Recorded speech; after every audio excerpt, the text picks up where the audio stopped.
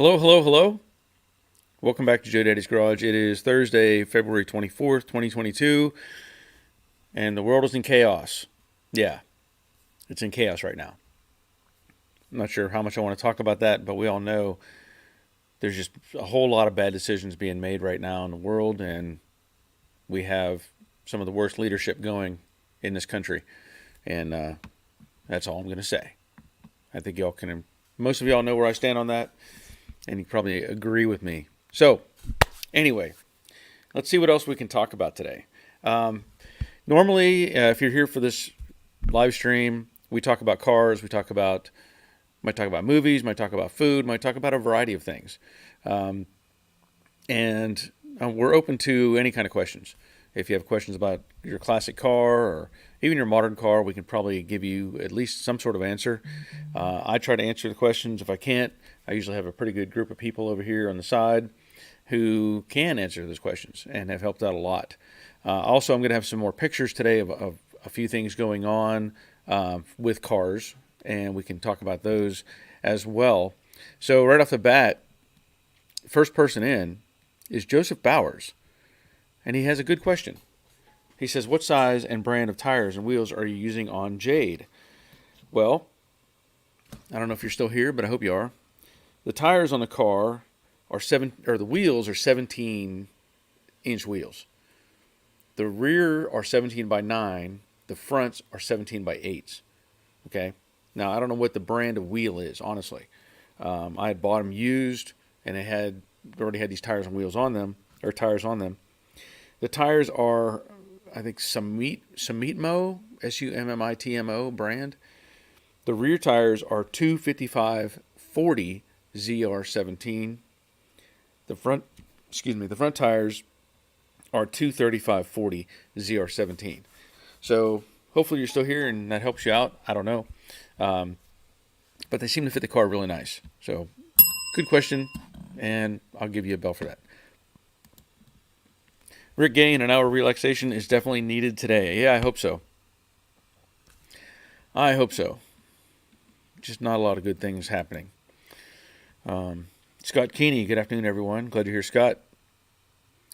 Ed, we need a junkyard store to get our minds off the news. What was some strange things you found in scrapped cars? Let me come back to that one. Let me come back to that. I have to think about that. Nandu, good afternoon, everyone. Hope you're having a good day. I think I am. I know that, we were, my wife and I have been still bouncing back and forth with the whole COVID thing, and I'm feeling pretty good today. Yesterday, I was a little run down, so it's kind of like it's got these little waves going on. My wife was the same way. She was having these waves, and I think she's doing a little better today. She was struggling a couple days ago, but I think we're doing okay. So glad you're here. Ron Bell, greetings everyone from the Tri-Cities in rainy Northeast Tennessee. Glad you're here, Ron. Troy, greetings from sunny Savannah, Georgia. It's 84 degrees today. Yeah, it's like 77 or something here. So yeah, really nice. I had the entry door open, and I have the back door open, so I get some air circulating through here as I work on building my metal rack behind me. So that's coming along. Terry Keithley, afternoon, everyone. Please hit the like and thumbs up button. Thank you. Yes, thank you, Terry. Simone, good evening, Barry and chat. Hope you are all well. Glad you're here, Simone.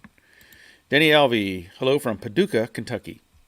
I just like to say Paducah. I think that's just a fun city name to say, Paducah.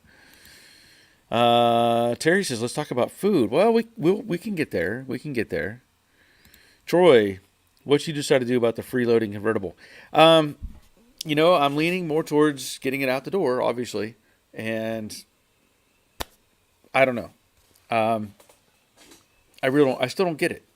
I still don't get it how people can be this way. We did have an agreement. The agreement didn't go well, and he wasn't keeping up with his end of the bargain. So, I'm trying not to dwell on it too much. I'm getting a couple small things done here in the shop, but yeah, I'm leaning towards getting it out the door. One way or another, getting it out the door. So, yeah. Dawn, wow, made it on time from snowy PDX. Crazy times be happening. Yes, you are absolutely right about that. Crazy, crazy stuff going on, and we don't have the leadership to handle it. I'll say that much. Speaking of not leadership, but Dawn sent me some pictures today. So because he is here and we have him on right now, I am going to show you these pictures. He has, of course, he's building his Betsy car, his, I think it's 65 Mustang, and he wanted to make a Monte Carlo bar. So he sent me these images. So here's the first image. Now this is Dawn's redesign, from what I'm gathering. And you look at that, and here's a secondary image, looking at it from the side. You know, if you have a standard type of, let's say, Monte Carlo bar, they usually come just straight across and kind of hump around the air cleaner or whatever you may have. But I like this design. You know, Don's done a bunch of good stuff on his car, interesting add-ons and various things, and I do like this. And I was looking at that, I'm thinking, what else could you do to make it any better? But I don't know there's much you could do. Adding any other kind of bracing at different angles doesn't really make any difference at this point, and I think it looks pretty good. So if you haven't checked out Don's stuff with all the things he's done to this car, you should and see what he has going on. So look up Don's Manufactory if you haven't already. Good stuff, Don. Ray, good afternoon, Barry and all. Beautiful 20-degree. Beautiful 20-degree day after the last 2 days of 11 and 9 with below zero nights. Oh, I'm glad I'm not there. I'm glad I'm not wherever you're at. I can say that. But glad you're here today. Scott Keeney, Troy, I'm in Rincon. Did you ever make it to Cars of Coffee at Riley's restaurant in Rincon? Okay. So there's a question from Scott to Troy. Raleigh, good afternoon, Barry and folks. Glad you're here. Ron, hey, Barry, I know you put kill mat on the floor of Jade. I did the same on my 73 Mach 1. My question is, if I want to put kill mat on the package tray, would it be on the top or the bottom? That's a good question. I think you'd have a challenge getting it on the bottom. Just getting underneath there and trying to press it up into all those shapes. I think it'd be easier to get it from the top, and there's probably enough room there. Package trays are usually pretty thin. I think I would probably do it from the top, honestly. Now, in Jade, I also put in that panel, the divider panel between the back seat and the trunk area, and layered that with kill mat as well. So I don't know if that's available for your 73 or not, or you could make one, but that's also a good thing to do. But I think I would attack it from the top. I think it'd be easier that way. Simone, I had a few positive days. Oh, okay. Okay. Let me see where we're at here. RJ, hello from Norway. Glad you're here, RJ. Hope all is well. Robert, afternoon all. 26 and icy here. That's in Texas. And just a couple of days ago, he was on the live stream, and it was, 80 something. Crazy. Let's see. Let me get Mike on here. Mike Marzano. New to your channel, working my 64.5 convertible in California. Well, welcome, Mike. Glad you were here. Hope you're finding the videos useful. Troy Scott, he says, I live in Guyton. I haven't been to Riley's yet. Okay. Crash Rider, late today, but good afternoon from southern Indiana. Glad you're here. Greg's Workshop checking in from Australia. Glad you're here, Greg. Joseph, thanks for the quick answer, Barry. The wheels look like torque. Yeah, I think they are torque thrust type. They're a knockoff. Whatever they are, I don't know the actual name of them. So,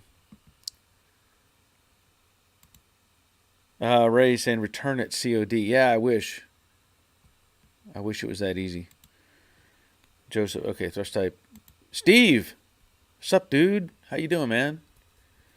Footage Factory checking in. Glad you're here. Terry Keithley, it's snowing here now. We'll try and get pics for you this weekend on those hinges. Okay, yeah, sounds good. Sounds good. Appreciate it. Joseph's wheels look like torque thrust style type. Yes, that's what I think they are. I mean, it's a knockoff. Rally, that looks like the best Monte Carlo bar I've seen yet. Yeah, I like that design, you know. And it gives you access to the distributor if you want. You can get to the plug wires. I really don't see a downside to it. I don't. You know, if you're going to work on a distributor, you're going to pull the air cleaner anyway. And I often wondered why they designed it the way they did. You know, the one that has a kind of hump in the middle of it. So, I agree. That's a great design. Simone says hi to Greg. Crash Rider. Don, Robert, and Wally all have some great ideas on their projects. I agree 100%. Yep. I'm glad they're putting stuff out on the net. Make it happen. Ron, I've fabbed up a divider panel. I'm getting it installed today. I like the idea of doing the kiln on top of the package tray and plan to do the divider too. Yeah, it just makes more sense. Just because underneath, heat could get to it underneath and actually make it maybe come loose as well.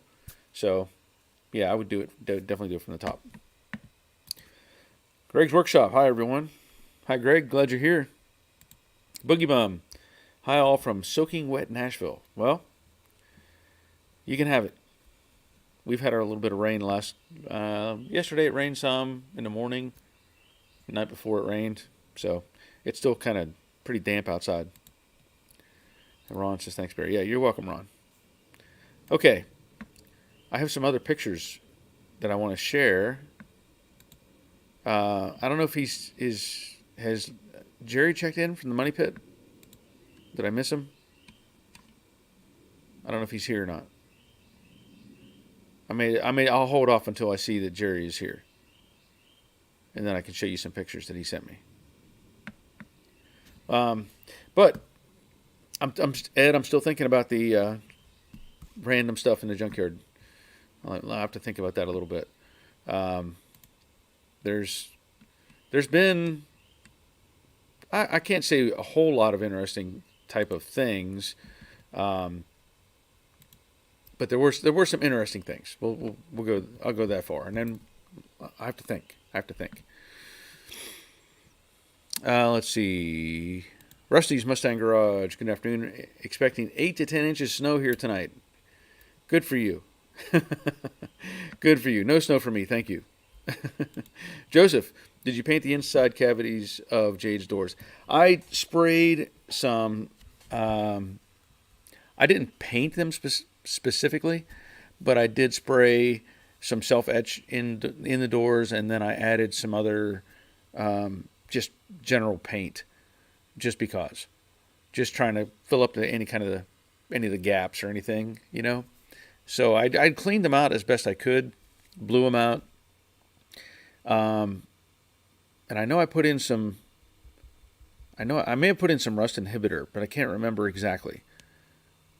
There's been a lot of stuff that I've worked on, but you can use some rust inhibitor in there, and then add paint. It doesn't hurt to add paint.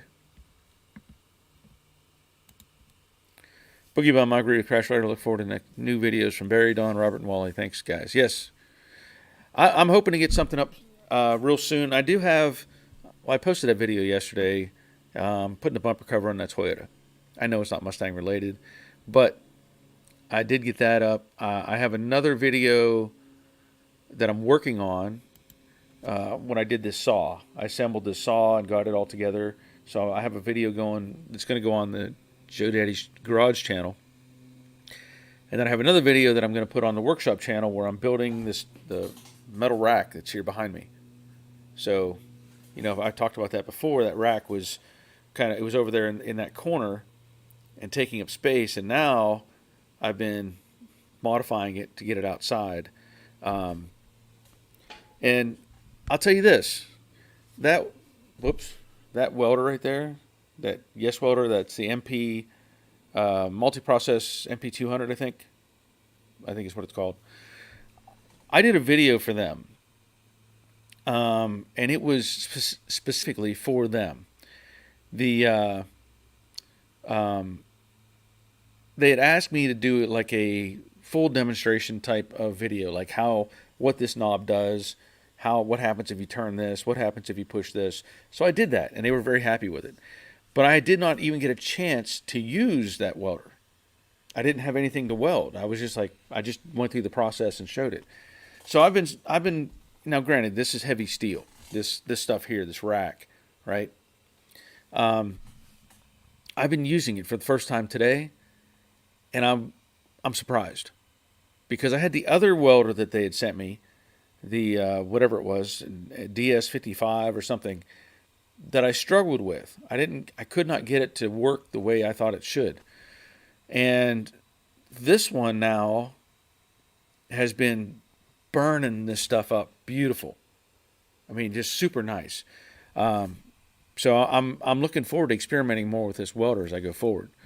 But the rack is almost done with what I'm going to do to it, and I'm going to get it outside here very soon.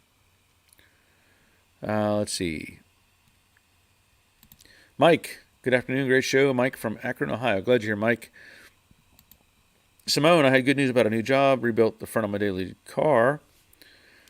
Of my daily car, fixed the exhaust and bulkhead leak on the Cortina, and cleaned up the oil pan on the Kawasaki, ready to go back on the engine. Well, that is good news.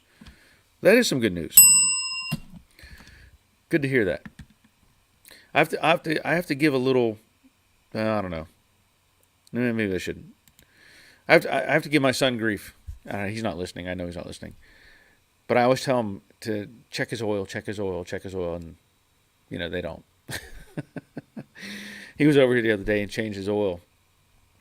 There wasn't a quart of oil in that car. Not a quart was in that car. And I said, do you ever check your oil? And he's like, no. When does the light come on? I said, don't trust that light. You don't know if it's working or not. I said, you should be checking your oil at least every couple weeks. The car has almost 300,000 miles on it. And just have to give him a hard time about it. Let's see. Cool Store. Good morning, Barry from New Zealand. Listening only, working unfortunately. Well, that's okay. It's good to have a job, right? Get some work done. Nandu, how's the video on the saw going? It is actually going to be a pretty good video. I did complete all the filming. I just have to edit it. And the whole thing. I did the table. I did the saw. I did demonstration cuts and stuff like that. This thing is fantastic. These, if you look over here, these uprights, I've added to this, the rack that I'm doing. So it's going to have this upper level here will be for, long stock.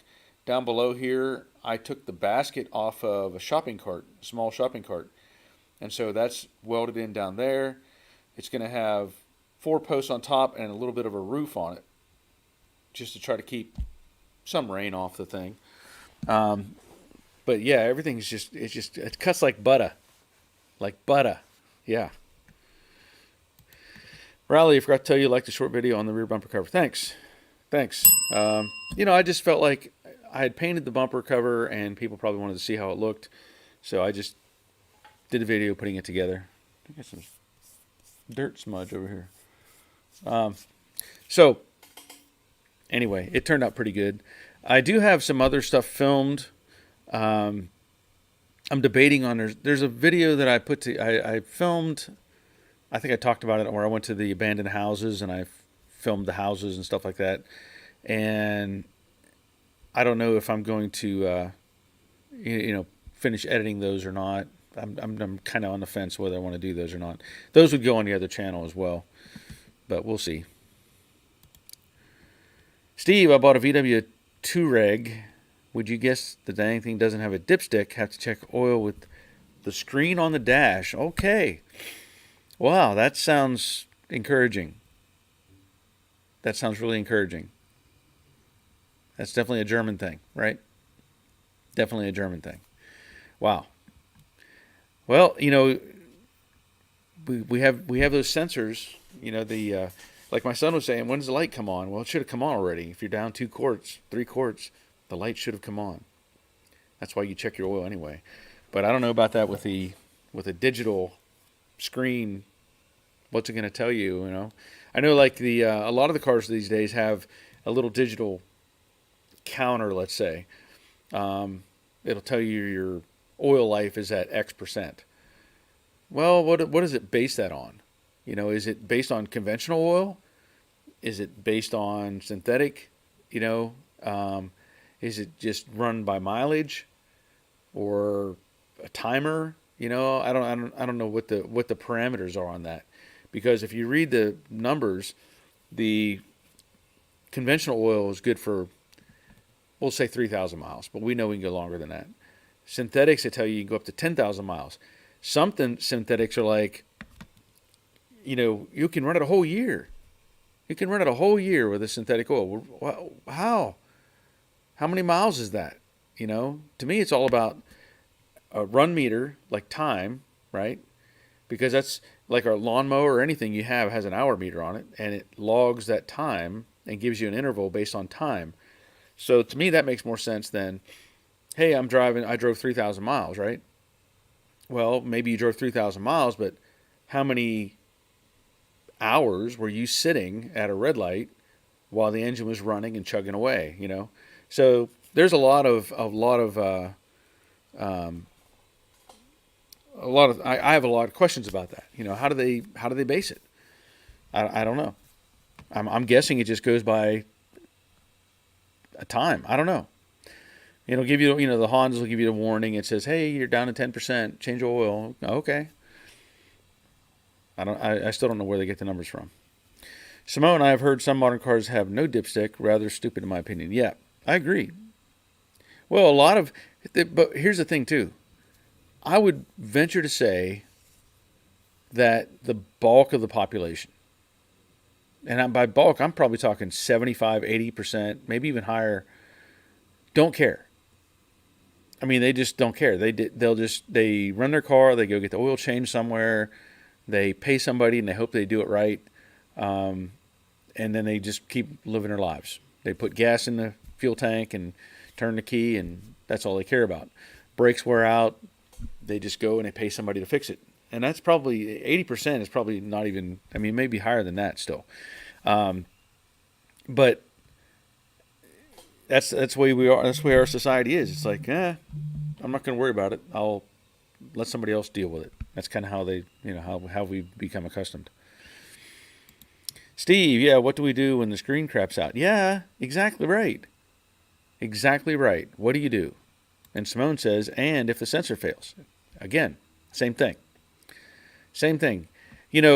Some of these cars, some cars, we know, like, let's just say example, my son had the Mazda 3. That engine is designed to last the life of the car. Well, what is the life of the car? What is the expectancy? Well, that car had 300,000 miles on it, and the thing still had the same, it had a timing chain. So the thing just kept on running, and it ran great. Great car. But there's some, you got to do the maintenance schedule. You got to change it. If it has a timing belt, all these different things that have to be changed. And so a lot of stuff is so foreign to people that they can't comprehend that they could do it themselves, or they just don't want to, So they're relying on what the manufacturer says and what the, oil companies say, all these different things to get them in the door so they can make more money off of them. Rally, my neighbor's BMWs are the same way. They are 8 years old, and a message shows up on the dash saying, add 1 quart. Nice. Nice. Steve, I almost want an aftermarket dipstick drilled. You could probably do it. You could probably do it. It's, I don't know. It's just crazy. Karsten, good evening, everyone from Denmark. Glad you're here, Karsten. Did you get your parts ordered that you were talking about getting ordered? Steve, I get it. Those people are experts in their field, and cars aren't their field. Yeah. Yeah, exactly right. Exactly right. Rally, going to put an aftermarket dipstick on my F-150, 3-inch stubby stick you have to crawl under to get to. Well, I get it. I get it. He says on the transmission. Yeah. I get it. It's, I still can't, I don't know. Like Steve bought this VW Touareg. I know that's a pretty cool car. At least from what I understand of it. I know that all the German stuff, BMW, Mercedes, all those, they overkill everything. And so when something does break, you're going to pay for it. You're going to pay for it to keep that car running. To me, I'm like my little Honda Fit. Is it the prettiest car? No. Is the paint good? No. Does it run like a clock? Yeah. Do I have to worry about it? Nope. Jump in it, hit the key, take care of it, keep it running. I'll probably keep that car running as long as I possibly can. It gets great gas mileage. It's got airbags all over it. It's got ABS. All the little features you want to have on stuff like that. So I'm not interested in getting anything new by any means. Just not. If somebody gave me something, I'd probably take it. But no, I'm not going to buy anything new. Can't consider that. I'm going to share some pictures. I don't know where Jerry is, but Jerry had sent me these pictures earlier today, and we talked about his Mustang that he's taken to World of Wheels and bought a display for it and stuff like that. So let me just show you this. That's Jerry's display. I don't know what show that is at. Let me see where. Oh, Tupelo. Tupelo World of Wheels car show. Okay. So that's pretty nice. That's his GT500. Really nice looking setup he has there.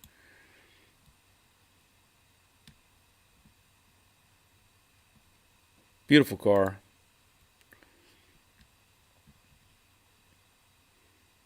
And I think he's got one more image here. I don't know. Oh, that's the underside of the car, looking at the exhaust and fuel tank.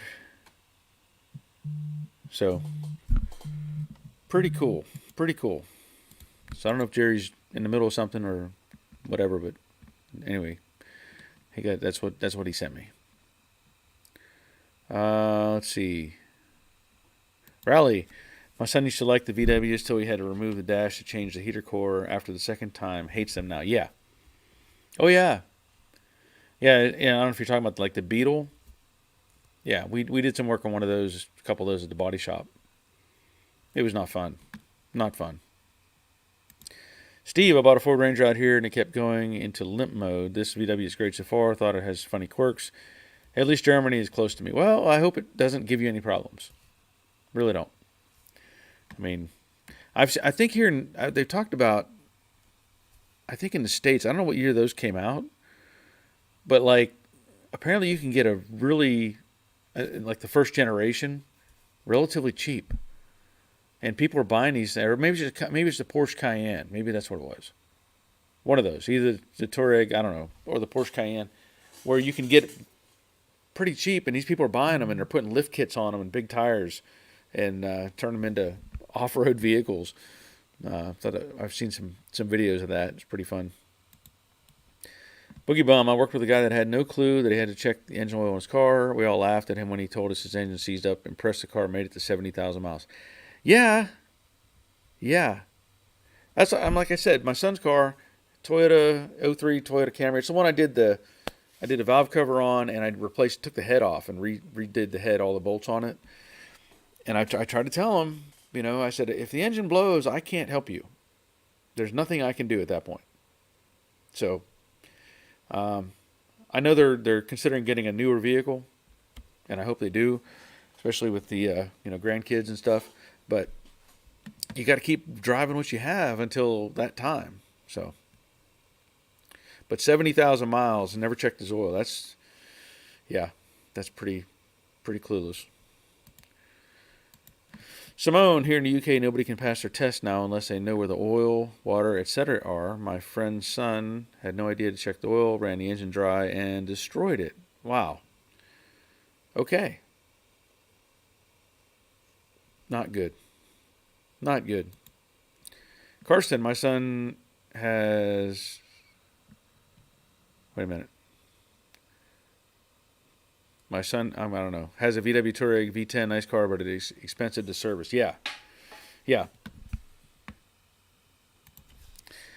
Steve, I imagine your son is good at something, maybe not cars, but something that makes money and can pay for car maintenance. Yeah, he's a mechanical engineer, which really drives me crazy when it comes down to it, because I think engineer, you should have, there's like a, usually they're meticulous. They have notebooks and checklists and all these different things, and I'm like, what's not clicking here? So yeah, but I'm sure he's going to be getting another vehicle before too long. He has a new job coming, and so I know he'll be doing well with that. So yeah, yeah. But I'm just happy, they can change their own oil. Really, when it comes down to it, that's a good thing. Steve, mechanical engineer, can build a rocket, but don't change the oil. Yeah, pretty much. Pretty much. I mean, we can have some great conversations about things. Really, really designing something or troubleshooting and stuff like that, and great conversations. But when it comes to like actually hands-on type stuff, it's a whole different story. It's a whole different story. The mentality's there, but we all know that doesn't translate always to your hands. So, but it's good. It's good. He's doing a good job with what he's doing a good job. So Ed was asking earlier about junkyard story stuff, right? And stuff that we could find in the junkyard. So, let me see if I can. Junkyard story time. You know, at the junkyard, we might have, wrecked cars. We might have just junkers that somebody wants to sell and get rid of. And a lot of times those were cleaned out already. Those didn't come with anything in them. But the wrecked cars, you never really know what you're going to find. And as far as oddball things, I can't say that there was anything specifically odd that stood out to me. We would find tools. We would find lots of change. Sometimes you'd maybe find a wallet or something. Sometimes you might find like books or notes or letters or stuff like that, which were always kind of curious. But there's a couple things that do stand out to me. One was I was looking through an old car one day, and I found what I'm assuming it was a letter opener. Now that I'm older, I realize it was probably a letter opener. When I was a kid, it was a wooden knife. Okay? And it was like 10 inches long, and it was a beautiful carved knife. Like it had I don't know, rosewood or something. It was dark, and it was cut. I mean, it was shaped just like a knife, and had this really ornate, detailed handle on it. And I always thought, what is this thing? I thought it was like a knife of some sort. And I realized years later that it was probably just a letter opener. The other thing I found, the thing disappeared. I think my brother did something with it, but it disappeared. One car that I thought was really unique was like a 72 Cutlass that had rear-ended a semi-truck. Yeah, and they were literally doing about 100 miles an hour when they hit the back of a semi-truck. That was ugly. The car itself, the roof, was peeled straight up. And it took if I remember, it took the top of the engine off. It was just destroyed. The thing was, inside the car was, I know at least one, maybe two. I know at least one. Tennis shoes. Okay, that were stuck in the floor of the car. The guy, I don't think he was wearing a seatbelt or anything, and from the impact, he was pushing so hard on the floor of the car with his feet that on impact, his foot went into the floorboard, and it basically grabbed a hold of his shoe. When they pulled him out of the car, they pulled him out of his shoes. And I was a kid, and I was, this is probably sometime in the early maybe early 80s. And I was looking at the car because I always used to do my own little crash scene investigation type stuff as a kid. And I'm looking at that, I'm thinking, why did they leave his shoes in there, And I actually pulled on one of them, and I got it to come out of the floorboard, and it was really weird to think that somebody's foot had pushed that into the floor, and it stayed there. The other thing on that was there was the roof being bent straight up. They'd kind of pulled it back down to dispose of it or whatever. And I remember there was like a necklace hanging on the mirror. We used to hang stuff on the mirror, and it was a necklace, and it was something, like, I don't know what the name, some girl's name on the necklace, and I was like, oh man, just one of those type of things. There's something else that I have. I don't know where it's at right now. I'll have to try to find it.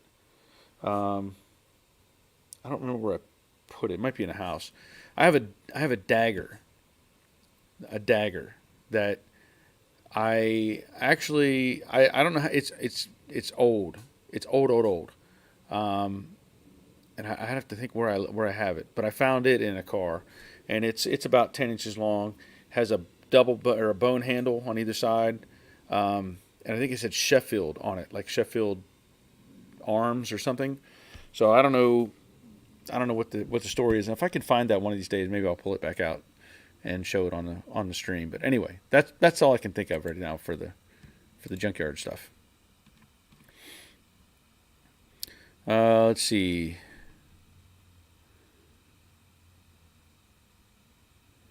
Oh, let me get down here to the bottom. I got to find where I was. Steve, my dad is the same way. He was Albert Einstein, smart at his job, but would never check the oil. I'm the opposite. Yeah. I mean, that's the thing that always got me with my kids was I had all kinds of information I wanted to share with them, and they just didn't want to have it. Ralph, any comments on painting interior panels or advise on 65 fastback replacement other than black ABS? Thanks. Painting the interior panels. You're talking about the vinyl stuff? I have not tried that. I know they make products out there for it, but I don't know what to point you to directly. So if anybody has any comments for Ralph, by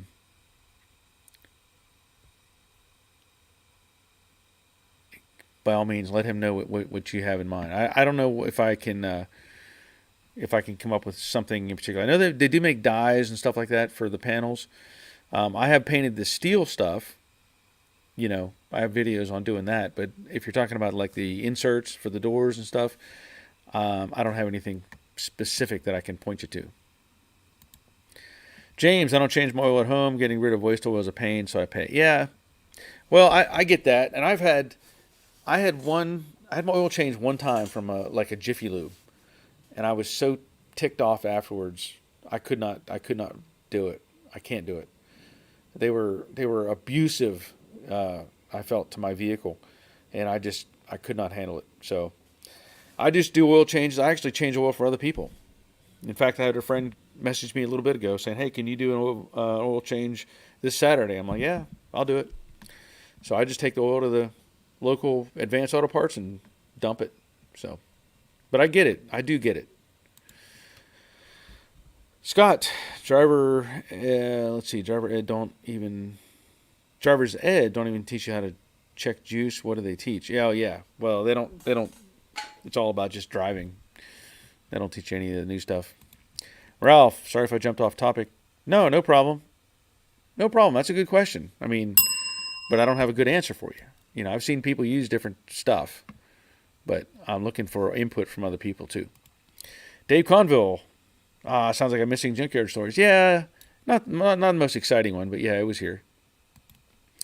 Robert, the Sorrento gets changed at the dealer for $45 under warranty still. Everything else at home. We have a trough outside the city maintenance area that you can dump oil 24/7, 365, 2 minutes away, if that. Oh, that's interesting. $45, that's not bad. Then some vehicles have 7 quarts of oil in them too. I mean, it costs a lot of money. Karsten, the sweeps felt kit for the Buick is on back order. I have not got a date yet. Okay. Bob Knoll, I'm here. I was busy working on Venus. Hello, everybody. Good afternoon, Bear. Glad you're here, Bob. Hope all is well. Troy, I painted my plastic back panels on my 65 Fastback. CD Pony had spray paint just for that.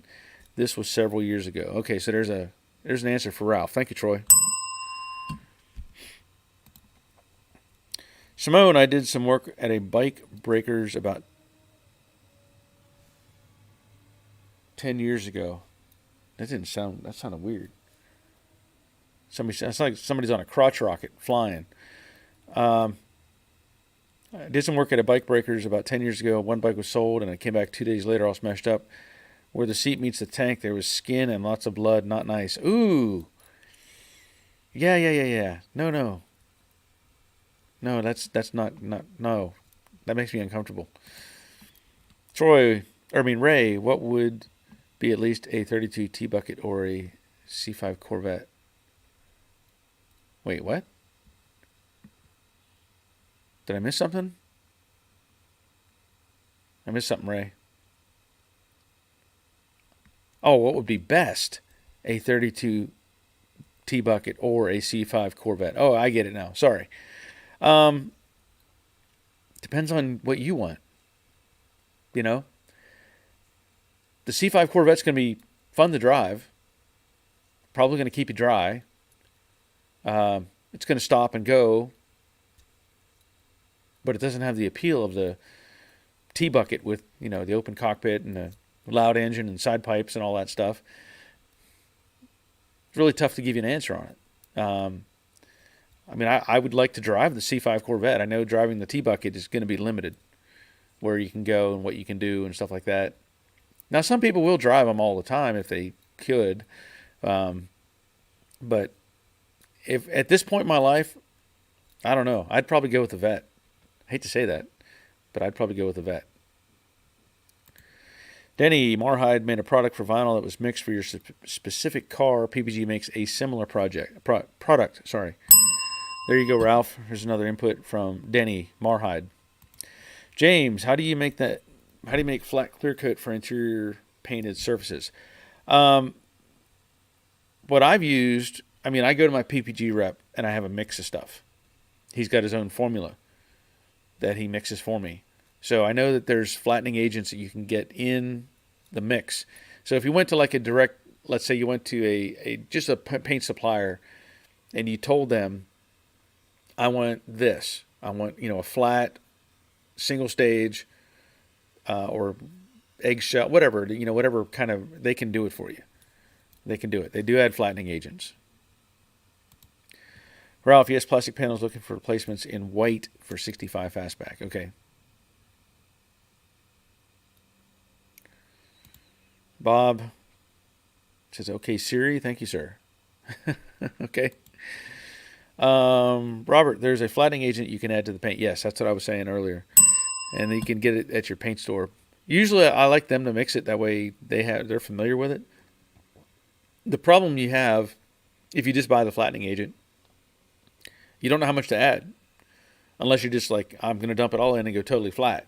If you want some sort of a sheen to it, usually they're going to have a better input on it. So Ray says, would you rather buy? Yeah. I'm at my age, I'd probably go with I hate to say it again, the Corvette. C5 is a nice vet. Paul, good evening. Sorry I'm late. Glad you're here, Paul. No problem. Steve, speaking of crotch rocket, I'll send you a pic of my new motorbike in the email. Okay. That's fine. Send it. And Bob says, thank you, sir. Okay. You're welcome, Bob. Yeah, this metal rack thing, it's all just leftover scraps that I'm working on. I'm not going out and buying material to make this thing. So let me just show you what I've come up with so far. This, if you can see it all, I don't know how well you can see it, but this upper section, I'm going to have long sticks of metal, and I have a leftover piece of corrugated steel from a dog pen or something I bought, and I'm going to put it up here at an angle. so it'll come out and maybe, because this is going to be sitting outside, so it'll be outside and hopefully keep some of the rain off of it. It's going to be right outside the door underneath the overhang of the shop. And then down here, again, I put this little basket. Now this was on a shopping cart. And so I removed the lower basket off one of those little mini shopping carts. And that's going to be for loose metal and just random pieces. And then the rest of it, I'll just have to kind of figure out as I go along. I'm not stuck with one specific design. But the thing is, it's gonna be nice to be able to put this all outside and get it out, get it out of the way.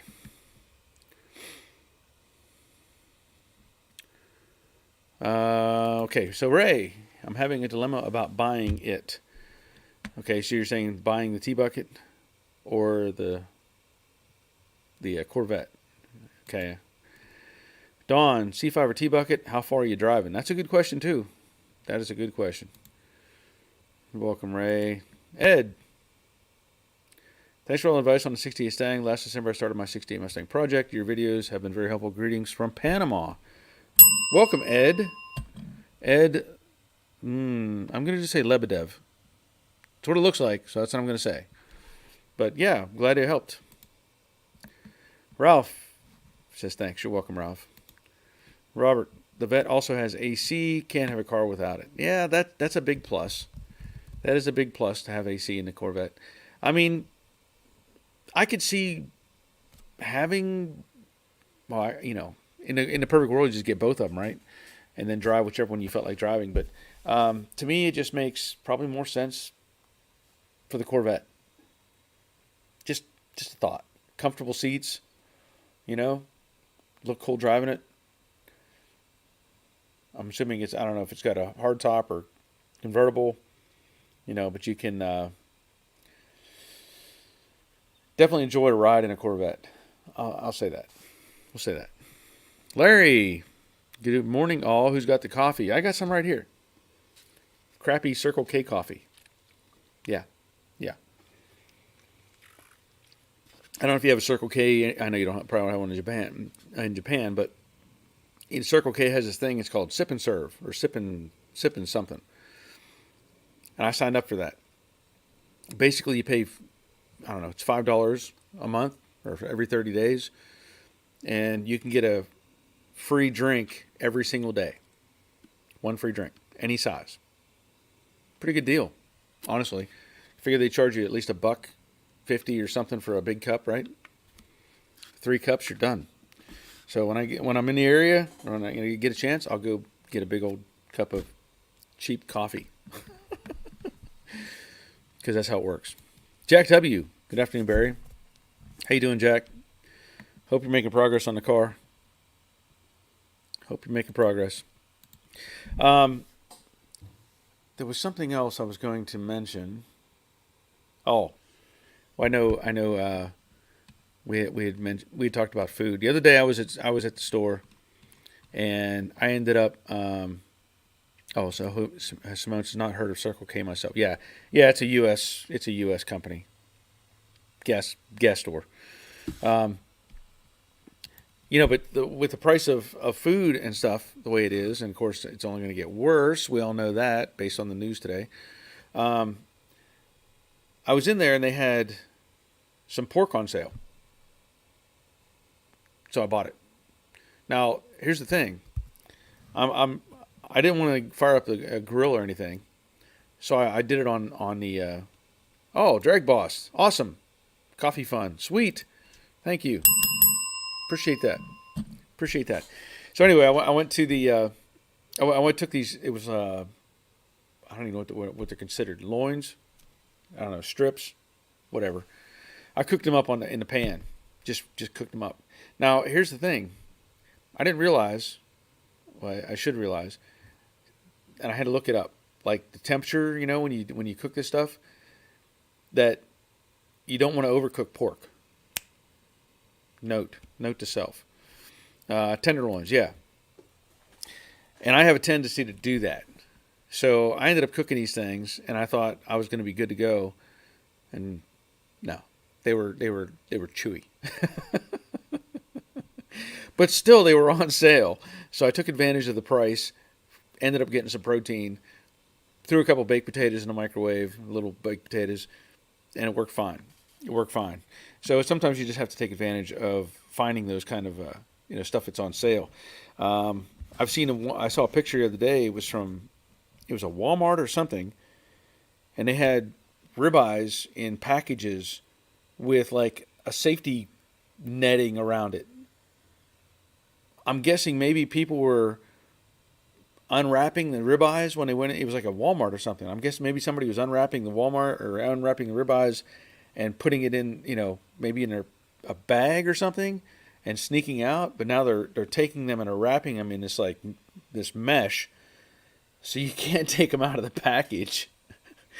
And I guess that's what we're coming to now. We're gonna have to secure, steaks and stuff with theft-proof packaging so that people just don't steal it.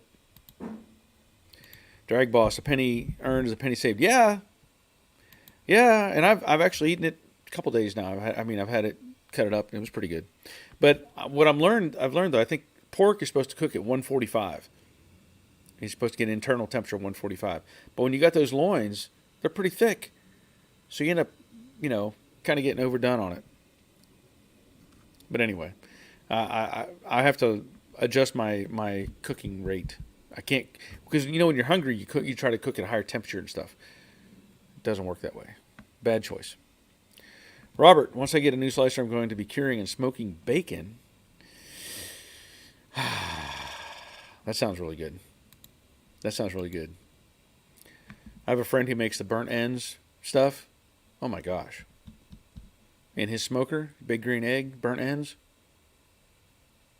Let me tell you, I could eat all those. Troy, my bladder and coffee don't play well together. I limit myself to 2 cups in the morning. Yep. Well, I've reduced my intake as well. I have.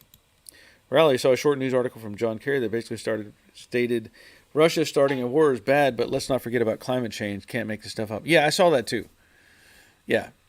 John Kerry is trying to point out that, while Russia is attacking Ukraine, that they should, they should also be concerned with climate change and being good people. Yeah. Thanks, John Kerry. Let's go, Brandon. Yeah. We all know how that goes. We have weak leadership causing all kinds of problems. I don't know if you've been watching. I've been kind of following the stock market, which we all know is like tanking. So that's always fun. You watch 401ks and stuff like that, and you're just watching it go down and down and down. You're like, good thing. Anyway, there's not much else going on right now. I do plan on. I've talked about before about getting the convertible out of here. Still haven't heard anything from the owner, so I don't know. It may end up just going out the door. I want to get the Camaro in here. I wanted to have the Camaro in here over through like last month and get it started. But I didn't want to, and I didn't want to have it in here blocking the car from getting out. So I was trying to be somewhat responsible in that aspect. But anyway, I've got to figure that out. Got to get stuff out of the way and get the Camaro in here. Let's see. Troy, tell Russia to quit. Oh, pouting the air? I'm not sure what the word is. To quit something. The air with rockets and bombs, John Kerry. Yeah. Sorry, Troy. I'm lost for what the wording is. Tell Russia to quit something the air with the rockets and bombs. Yeah. Robert, have trailer wheel travel. Yeah, that would be, sounds good to me. Simone, I hope we don't end up with food rations. Yeah. And it's, I think we're going to end up with all kinds of problems. There's a lot going on that one thing affects another. And people don't realize all of that. They really don't. A lot of the people that voted for the current administration just don't get it. They don't get it. They think that, whenever you want electricity, you just plug it into the wall and you've got electricity. They don't care, like the truckers up in Canada trying to change things. They're like, I don't need truck drivers. I just go to the store to get my food. I don't have to worry about them. These are real people that think this way too, which is just scary. Just scary. Let's see. Yeah, Simone says, hoping on with food rations. Yep. Boogie Bomb, there's a reason John Kerry's initials are JK. He is a joke with a bad punchline and nobody is laughing. Yep, I agree. Larry, weak, I have other words for them. Yeah. I mean, it's the administration we have. Whew. We all thought Carter was bad. This is just not good at all. Rally! Let's go, Brandon. Yes, sir. Yes, sir. Dave, it's also pointed out that the Russian military is not made of a diverse population. They should work on that. Let's go, Brandon. Yeah, exactly right. Yeah. Troy is polluting the air in rockets. Yeah, I get it. I wasn't sure what the word is, but polluting makes more sense. So thank you for that. Paul, we already have people queuing at petrol stations. I'm not surprised.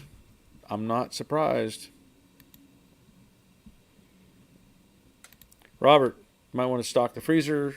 Might buy one to fill too. Yeah. I mean, it was several months ago. I have a friend who works for a government agency, and he's been telling me for several years now I should be stockpiling dry goods, food, whatever. And I was like, yeah, maybe, blah, blah, blah, blah.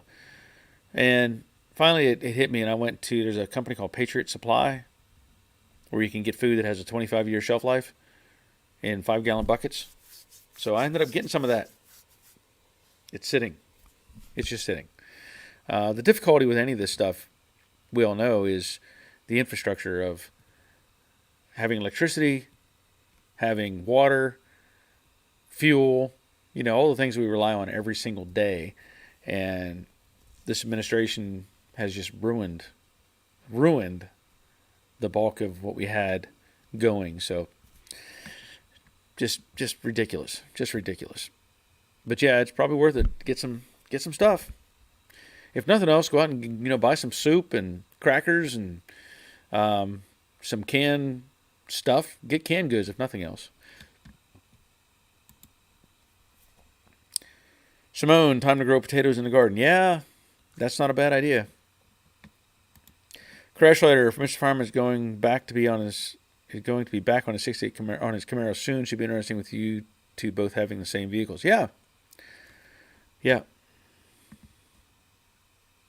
I'll have to. I mean, I got to get the Camaro in here and get started on it. Just all there is to it. Paul, most processed food these days have a shelf life of 25 years already. Yeah, you'd think so. It's simple things though. Having canned goods that are, the basics. Again, having water supplies, having electricity, and all those things that we rely on and we take for granted every day. We do. And then that's probably going to be our next big problem, is all of the stuff that we are oblivious, let's say, not all of us, but some of us are oblivious to the idea that, the electricity's gone. Now what do we do? Oh, don't do anything. No heat, no water, no fuel. What do we do now?